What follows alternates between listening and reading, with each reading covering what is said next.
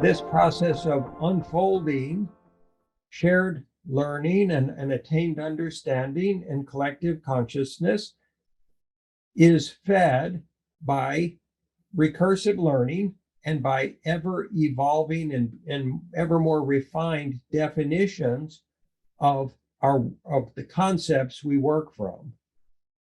So we define a concept and then we evolve it and evolve it and evolve it and evolve it. We refine it and refine it. And it may become a completely redundant concept at some point for us. And for someone else who's following along the path that we're marking, it will remain a vitally important concept in all of its earlier definitions and permutations. We're blazing a trail, we're paving a path, we're building a bridge.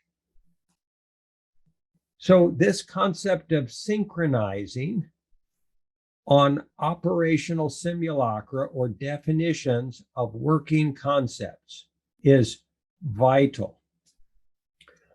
So if for you, the experience of a minute on the clock was totally different than another person's definition of a minute on the clock. For them, a minute was actually an hour. They called it a minute, and it was an hour in your terms.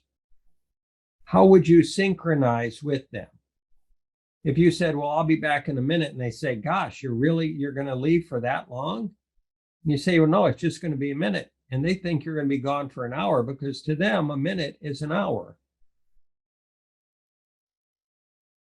Do you see that you're not talking apples to apples and oranges to oranges? Because there's not been a synchronization of definitions of concepts, working concepts, and operational concepts. So we told this story before of the folks that launched a satellite or a spacecraft to Mars. And halfway through its trip, they handed off management of that spacecraft's trajectory to another organization. Now, the organization that started the launch was doing all their calculations in miles and feet and seconds. The organization they handed off the project to was working in meters and kilometers. They didn't know they were speaking two different metrics. They were speaking two different measurement languages.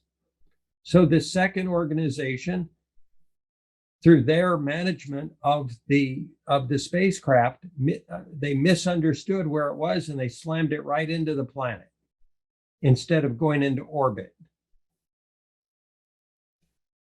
So if we're going to work collectively as a species, if we can't synchronize on the definitions, the working definitions of what it takes to solve for climate change, are we potentially going to be at odds with each other and not even recognize that it's happening until it's too late?